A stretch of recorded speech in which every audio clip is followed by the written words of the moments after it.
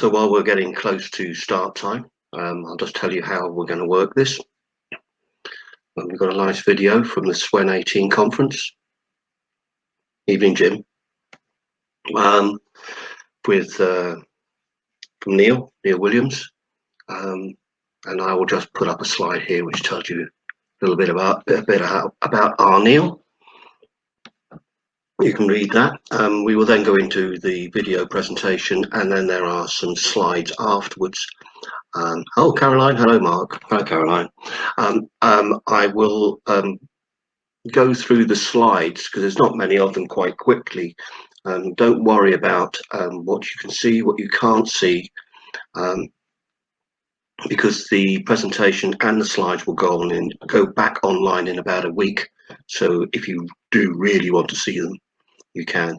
Remember that the Q&A, which we've are broadcast afterwards, is not necessarily about what you see in front of you, but it can be based around that. So here we go. I hope everybody's here. We've got a good number of people already online. So Neil was a graduate, what we would say, went to one of the very, very early Southwest Endurance Network conferences as a delegate. And at the last one, I asked him to present, and there are two presentations. This is part one. Neil is an athletics coach and a coach in running and fitness as well. He is the founder member of Storm, which is a huge road running community club in Plymouth with Neil and I were talking, we think it's somewhere around about 450 members, which is huge and great. Neil's a runner, multiple marathons. You can see on the screen there, 235 marathons. Wow, big stuff. The video comes from the Southwest Endurance Network 2018, which was the last of the 10-year conference schedule that we ran. So without further ado, I'm going to try and play Neil. During that time, I will leave the screen, because you don't want to look at me, look at Neil, and we'll take it from there, and I'll see you in a few moments. Look forward to talking to you afterwards.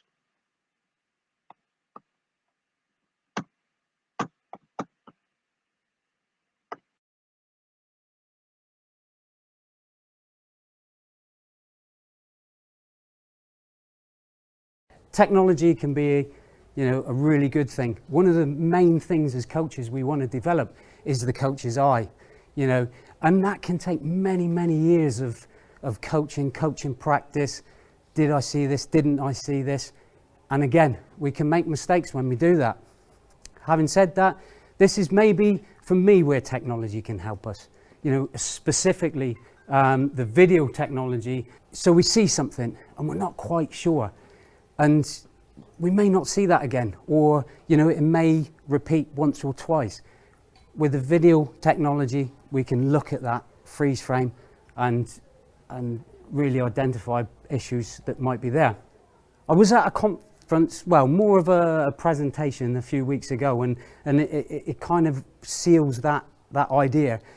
In that there was a coach presenting there, and he was talking about an international long jumper. That international long jumper, in her technique, she was excelling. She was doing really, really well, and leaving her counterparts way behind.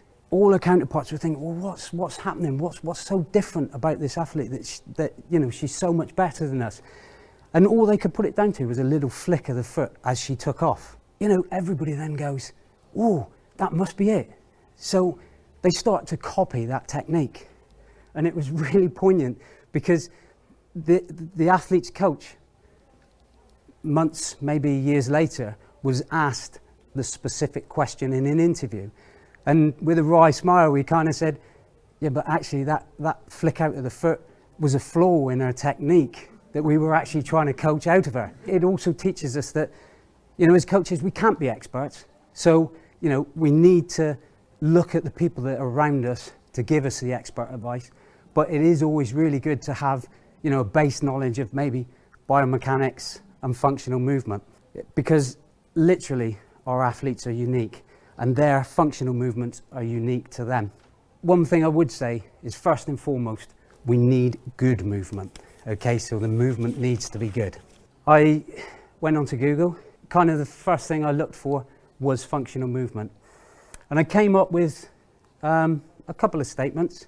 This was the first one. And then the second statement I came across was this one.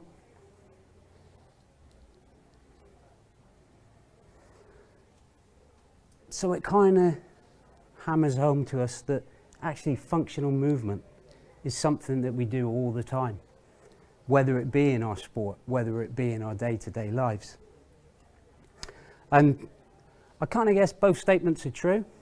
Good functional movement comes from good posture for me. I think a good posture is definitely a basis for good functional movement. One thing I did notice today is, how many of us actually do have good posture? How many stand with our feet in different directions? How many of us are sat back in the chairs, crossed legs? None of us have got good posture, but really, shouldn't that be intuitive? And the thing is the technology can be one of the things that causes poor posture. And I think the technology, certainly a lot of the technology, mobile phones, tablets, and all gaming machines, that they really are storing up a lot of problems for the future. And in fact, we've already got problems. There's a recent study in the Telegraph, probably not that recent actually, might have been 2016, so even a couple of years ago, about the symptoms of a thing called text neck. We're all hunched down. And when you take that in context of our heads are a really lumpy bit of kit, and if we've got any degree of forward lean, that's putting an awful lot of pressure on our necks. And with the onset of mobile phones and the like, we're even seeing now children of 7 years old with hunchbacks and curved spines. A forward 15-degree lean of the head can equate to doubling the weight of the head, the effective weight of the head, which, when you look at it in that context, it really does kind of point out where we might have potential issues with performance and even injury. I think we need to really think about good posture training for our athletes. Even in a separate session, maybe before we do a session, in helping them to have a good posture. It'll impact on the functional movement skills, and any good movement has got to benefit our athletes.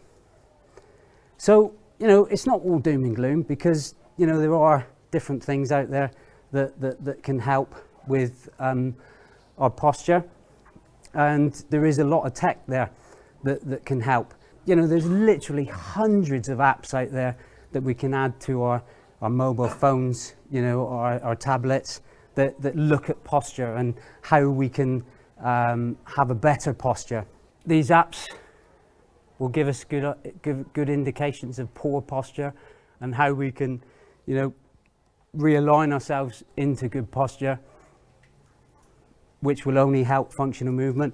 This little device is probably not practical for our sporting efforts, but certainly something that was invented to keep that head in a good position. We tend to kind of work off the unconscious incompetence model, where we actually naturally default to that forward head lean. This bit of kit actually tells you when your head is leaning in a poor position and helps you readjust that. So then it starts to, focus in and work on having at least, conscious competence of where we're going with our posture. Posture, it should be intuitive. We should just do it naturally, but clearly we don't. And how many of our athletes don't? For me, one of those things that would really help that is the midline stabilization, or in simple terms, what we call the bracing procedure. So I was going to try and say that, probably a lot of us kind of stand in this position, feet slightly turned out, maybe hunched over a little bit. So we can start to think about how can we improve that posture. From a starting position, I think we need to look at placing our feet underneath our hips, okay, parallel to each other, so facing forward. What we're going to do is screw those feet into the floor, but from the hips. So we're going to use almost the whole of the leg to screw the feet into the floor.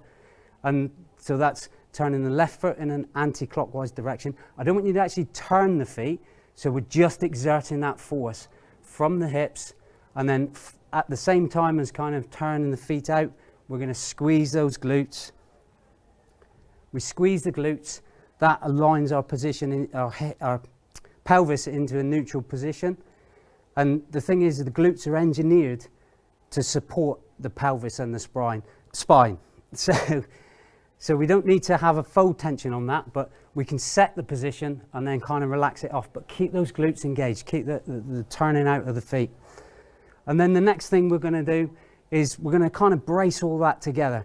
And we do that by just taking a nice deep breath in, breathe into the belly, breathe through the diaphragm. So we're breathing right into the belly. Feel that belly expand, you know, and as we go from that position and breathe out, as we exhale, we're going to tighten up the stomach muscles. So we're not sucking the stomach in, we're actually tightening up the abdominal muscles. Okay, that is now really bracing that spine. It's got it in a good levered position. And from there, what we're going to do is we're going to turn the arm bones out. We're going to open up the collarbones and we're going to externally rotate the shoulders, and our palms should be facing the ceiling. Okay, now we want to center our head over our shoulders, so our ears are over our shoulders, and we can just relax those arms down a little bit and let the thumbs point out forward, looking straight ahead. Okay, so that really is a cracking position to start everything we do, you know, whether it be any general thing, general day-to-day life, or in our sporting activity. One of the things that kind of goes wrong with that is it's kind of we try and teach it all in one go as part of you know, a whole movement, which can be really, really difficult. And for me personally, I think that if we can kind of just maybe take at the start of a session and go through that procedure, at least it starts to set our mind in and having a braced spine, which then will, you know, it'll generate the power that we want into our sport and into our performance. Many of our athletes focus on completing a movement with no regard to the form, and speed is often a part of that for short-term gains. Perhaps, you know, getting a qualifying standard or hitting a training goal. If we move poorly, it definitely increases the chance of injury. If you take a dysfunctional overextended spine push-up, you know, that's always going to, generally transfer into an extension of your back in running. Certainly with that push-up, there'd be some strength stimulus, but I think, you know, we'd actually be sacrificing good form and cannibalizing those potential benefits. The athletes may get away with it in the short term, but long term, it's always going to end with pain and injury. You know, we see it quite a lot where, you know, our athletes might get into a bit of a competition with press-ups, and they celebrate doing 50 press-ups. You know, fantastic, great, but, you know, if that is done with a poor spinal position and the spine's not braced, you know, kind of with a spine that looks a bit like a snake that's been hit by a car, you know, you're just not going to generate the right forces. And, you know, it's just a broken spinal position, and there's no force transfer. If we try and kind of teach that all in one go, so we'll talk about bracing when you do this exercise or bracing when you do that exercise, and we don't really teach our athletes maybe how to brace correctly. You know, it's almost like taking the analogy of getting a child to juggle and ride a bicycle. Okay, so they might actually manage the juggling, but sure as hell they're going to crash into that lamppost at some time or other. You know, maybe that spinal bracing procedure is something we might want to think about and teach independently before we start moving into more complex things and asking our athletes to brace. The other thing with the spinal bracing procedure, it actually kind of protects our spines, which in turn will protect our central nervous system. That's crucial, that we protect our central nervous system and our spine. If we damage that spine, you know, if we herniate a disc or we, fracture a facet joint, it's a long time to recover. That's a long time out of the game, long, slow process to get back to where we were before. The good posture, actually, that might be where the hamstring issue's coming from. So to actually correct that posture, it kind of loosens up maybe that central nervous system to allow a better range of movement. And, it's not always the hamstrings. Once we have good posture, we can then start to maybe think about functional movement. And maybe a good adage in our field is, let's walk before we can run. Okay, so we get that good movement, get those good movement patterns. Almost certainly, we need to move well before we move often. If the poor functional movement is unaddressed, then it's going to become an ingrained faulty movement pattern. If you think of our bodies maybe in a computer context, seeing as we're talking about technology, then perhaps the hardware are our muscles, our joints, our ligaments, and such like. And then the software are the motor programs that allow us to do the functional movement. Motor programs are kind of what our brain uses to store information, to allow us to repeat patterns that we've learnt. So for argument's sake, riding a bike, we might go out with stabilizers on, and then the stabilizers come on. But we're learning a specific motor program to be able to do that if we play golf, or if we do some running drills. And running drills can be quite complex. And how many of us have got our athletes to do running drills and they start tick-tocking, same arm, same leg? But they'll run fine. But clearly there's a motor pattern issue there. It's about learning good, correct motor patterns.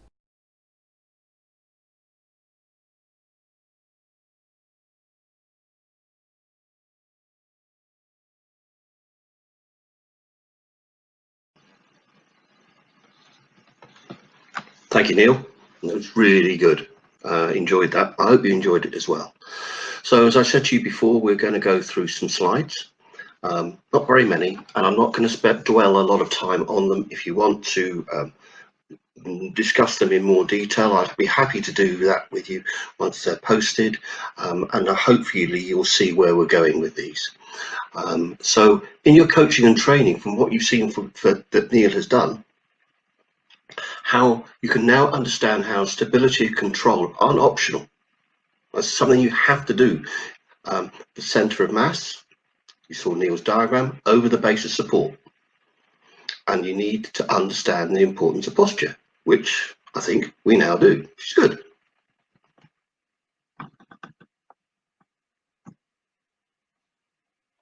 You know that those of you with younger athletes, children at home, it's less PE. Well, certainly no PE at the moment, except that you're doing it at home. And there's more tech, there's more people hunched over phones.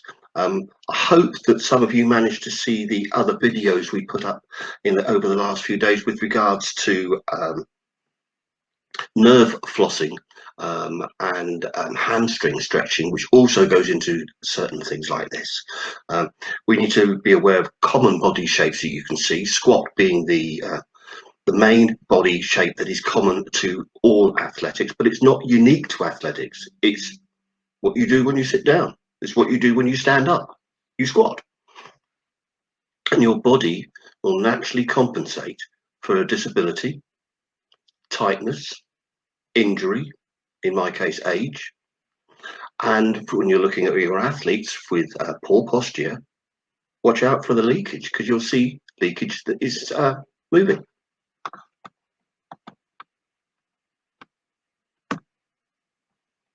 There are a few things here might help as well. Think of when you're sitting, triple flexation. So hip, knee, ankle. Can't go in any other format and go ankle, knee, hip. You can't get it out of context. And when you stand, it's the same. And remember that you and your athletes move in multiple planes of movement all the time. Yeah, we are not one-dimensional. We're not two-dimensional. We are three-dimensional. And again, something to keep considering. Look at them. When you look at your athletes, look at them from all angles.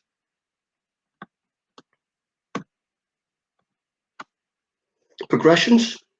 I would always suggest that you look at progressive exercises on legs that move from double leg to single. You can't move from double to from single to double, because you can't. The center of mass, base of support, it's stability. So the obvious one from a squat position would be a double leg squat, free squat, to a standing single leg squat. Same with arm motions. And your athletes earn the right to progress. It's not time managed. Oh, we've been doing this for 3 weeks now, I want to move. Well, you're not ready. And you actually have the right to regress them as well, which sometimes can be an interesting conversation. Some fundamental movement patterns that you will bring into your athletes: squat, double and single, lunge, forwards and back, push and pull with a band, bracing, those are plank variants. They could be inverted, sideways, front, and landing, hopping and fix.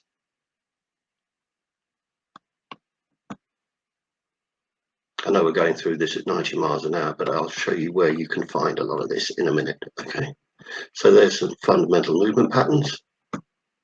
Now, where can you see more of this? Most of what I've taken there is from an online course that's run by England Athletics called Movement Skill 1. Okay, so you can go online, you can see this.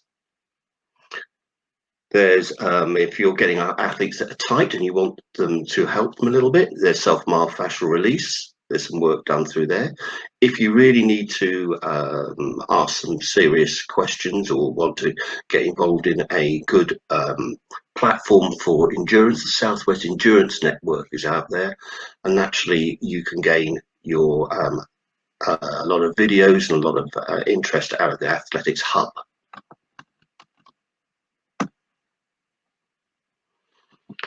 So as far as questions are concerned, we welcome your questions. It doesn't have to be about what you see. It could be anything that you're experiencing through the running community. But we will try and help you. And as I say, if you want something more detailed, do check it out on Swen, where I can point you to people, or I can give you some things. So, Nell, are there drills that promote good posture? Yes, there are. There's hundreds. I think what some of the drills that you promote good posture is actually getting your athletes to focus on good posture before they start the drill. A very basic one is buckets and balloons. So a balloon, a helium balloon coming out the top of somebody's head, which pulls them nice and upright. Yeah, buckets so that the pelvic tilt comes right, so the bucket is full of water. It's a great way to look at it. With children, I've often used, look at your feet. Are they pointing in the direction you would like to point them in? We call it the police feet. You can move from there to starting to talk about how, when you've got that upright posture, using arms with other little comments like pocket to socket, hip pocket, shake a hand. And once you've got that posture, you can move from walking drills to running drills. I use a lot of drills running over mini hurdles with those clues coming in as people are running, and standing in front of the hurdles when people can look over my head because I'm really short. But it does help to keep the posture going. And that is a snapshot, Noel. There are loads and loads and loads, but there's a chance. And if you wanted to go into something a little bit more detail at some point, chuck the question in. Jeff, hello. Would strengthening and Pilates exercise help a lot with this? Sure would. I like the idea of trunk stability everything holds around the trunk. So lots of trunk exercises, and Pilates would be really good. So I'm sure there are some great lockdown Pilates classes that you could go to. Why not? Why not start to work on areas of weakness now? So yeah, definitely, I would do this, and there's some very good at home strengthening work being done out there. You can have a look at stuff that Rob Thickenham's put online. You can have a look at stuff that the Army have put online. Beware some of the shall we say slightly not so well organised groups, but there's some really good. What are typically the weakest muscle groups that should be supporting this good posture, typically focused on? Well, I think you've answered your own question in a way, and I hope that I answer it in the right way, Edward, is that the biggest movers are going to come from glute max, which is sorry, that's what it is, around your hip complex area, and it is complex. There's an awful lot of muscle work going on in there, and without strength and good posture and stability there, you will not be able to get those nice big quads moving in the right direction. Also, if you watched Jerry Powell the other day, and we noticed that when people were slumped, the head went down, the back moved, that actually you could not, there was a definite leakage of power through the quads. It's scientifically proved. So I would certainly say that you would focus on all over body conditioning, sure, but I would go for trunk and go for the hip complex.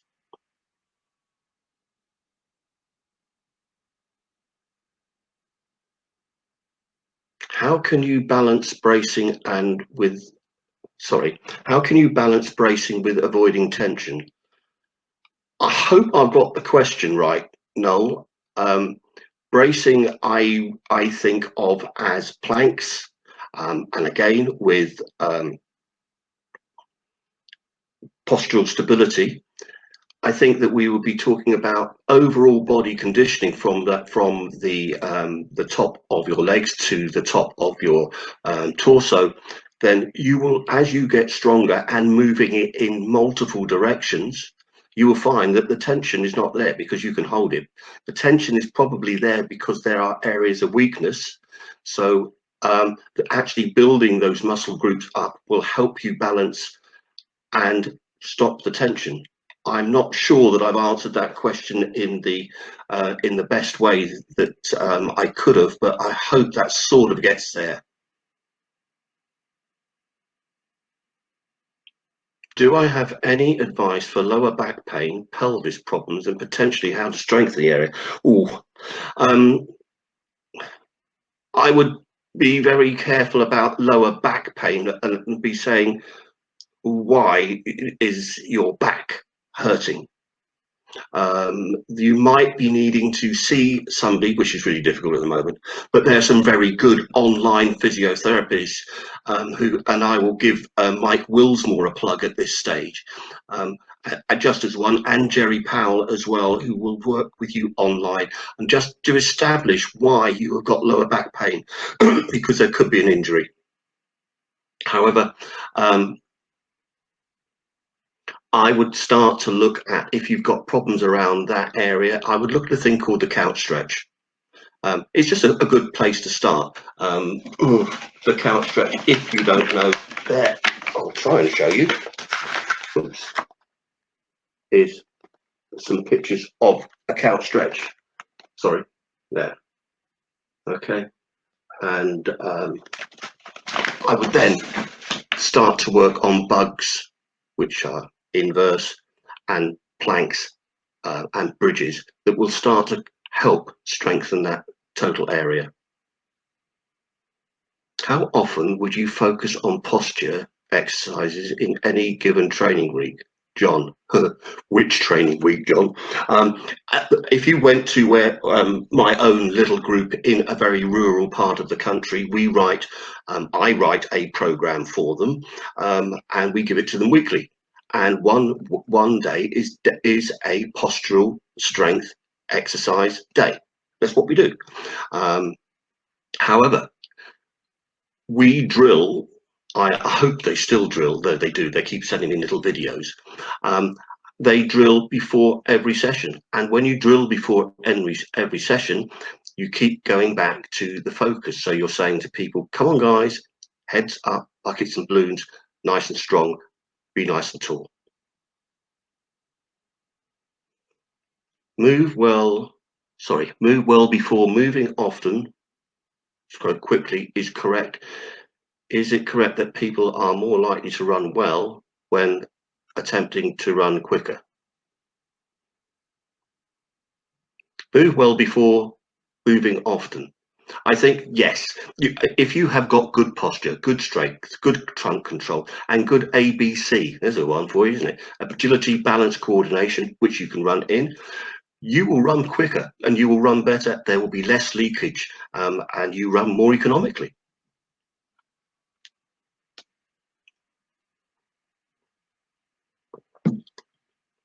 Conrad, you know what? I'm going to be really honest with you. I don't know. Does swimming help improve posture? Swimming is a non-weight loading exercise, which is really good. It uses, certainly in front crawl, uses just about every muscle group in your body. Therefore, it must be an excellent conditioning process, providing, like running and running drills, that it is done correctly through a well-coordinated swimming coach. But yeah, I see every reason why it would help you improve posture. And if, by the way, it is also a great rehab.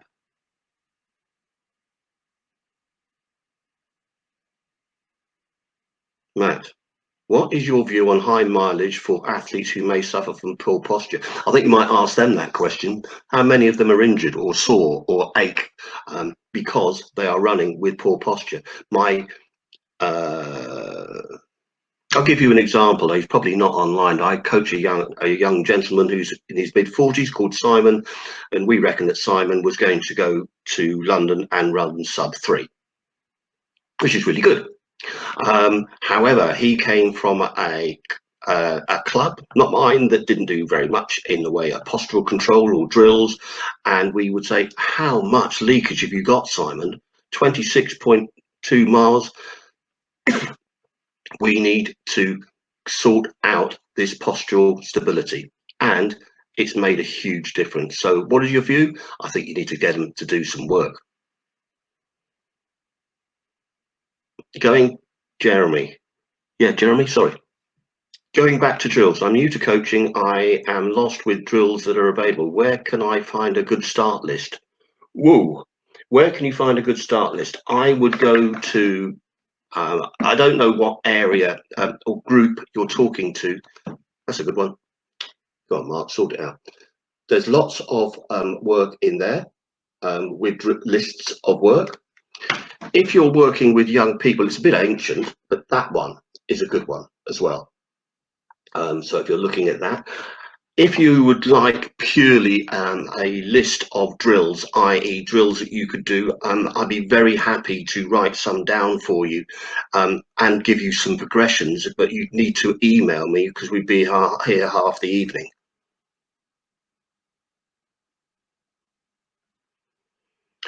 Joe, what advice would you give to a young CP athlete in terms of postural drills, etc.?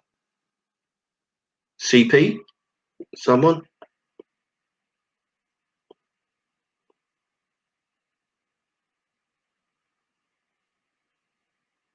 Thank you. What advice would I give to someone with cerebral? I think it would be it'd be challenging. I think a lot of it would be the relationship between the athlete and the coach. You would definitely not be criticizing somebody because you can't compare somebody with cerebral palsy to somebody who hasn't.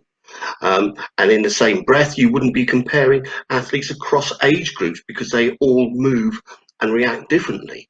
I would certainly still say that you would need to try and get ABC, some agility, balance and coordination.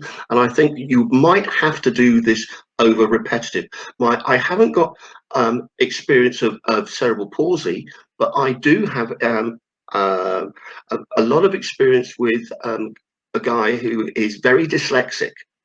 I mean, now to the point where he doesn't coordinate, doesn't want to look at you. It's really, really difficult. And what we've done is manage this over a long time, and he's now classified as T20. And we've done it by repetition and trust, and say, yeah, we're getting there. Patience is the word, Joe, I think, but definitely.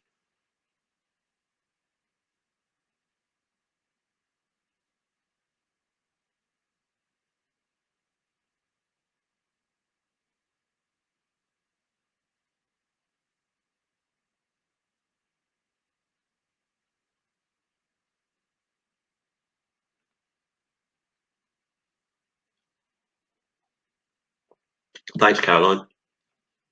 I just saw what you wrote. So if we have no more questions,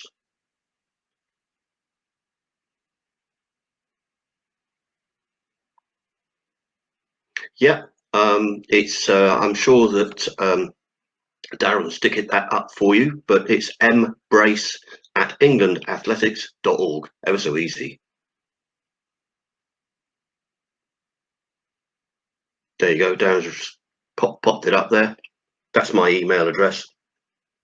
I will do my best to reply to you, and I will, as I say, also be happy to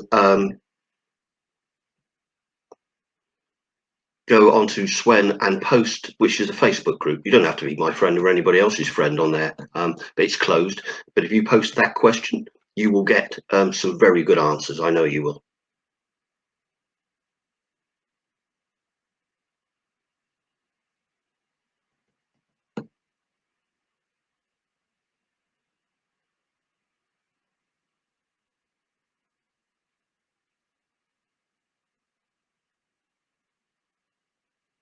During an event, how do you prepare when the event is put back 2 or 3 times?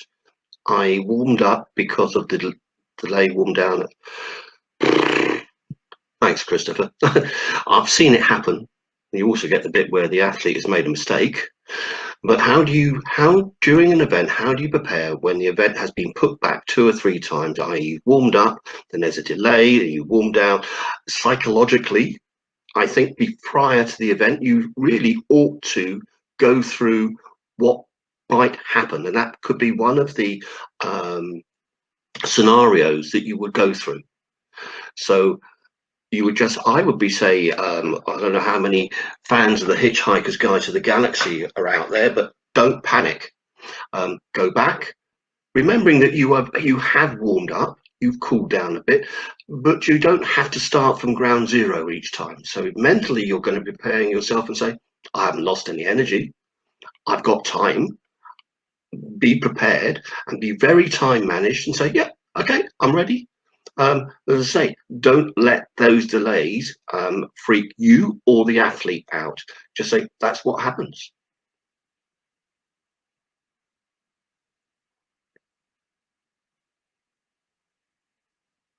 Hello, John. I have a young athlete, always carries shoulder high. What can I do to help him focus to relax? It's quite common. I think that one thing to do would be not to go over it to the extent where they become so conscious about it. It actually has the reverse effect of what you would like. Some breathing exercises may well help. Again, we go back to our friend from the Pilates.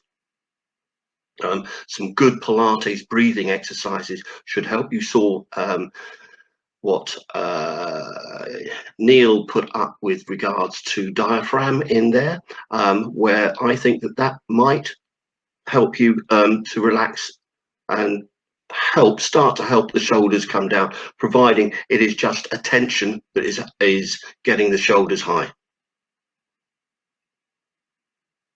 Do I have an opinion on runners using the Alexandra technique to improve running? Francis, I'm ever so sorry, I don't know what it is.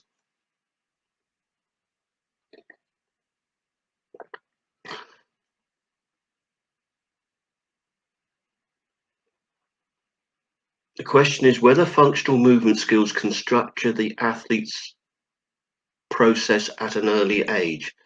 I'll try and answer that one. I think that functional movement skills come from what I would call fundamentals, the beginning. Yeah, when you are teaching athletes at a very early age, the very basic of those 5 movement patterns that we popped up there, how to do them in a fun and action environment, and that they will make an enormous effect on that athlete going forward. So yeah, and structure is the word, but structure it isn't fun, so it should be fundamental. What's coming up in part 2? I hope that's a smile. Is that a smile? Yeah, it's a smile. Thanks, Ed. I'm going to work. Well, Neil's going to progress the video, and in part 2, I will put the slides together in such a way that it relates to the movement skill 2 course, which I am told reliably is going online. I'm a tutor on movement skill 1, 2, and physical prep. So I think that where we will take it from is movement skill 1 is what we've shown. If you think about it, most of what you saw there is individual single related movements, and we will come to it from a multiple movement.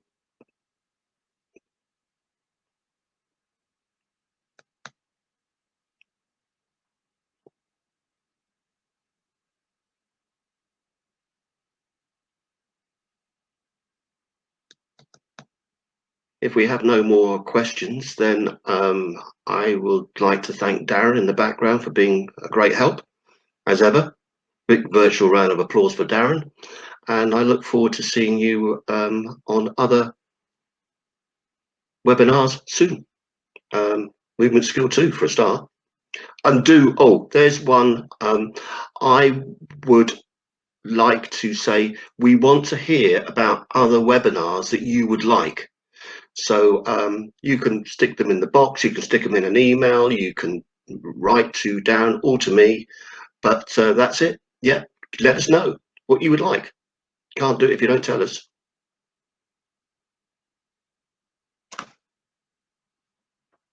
So take care and see you all soon.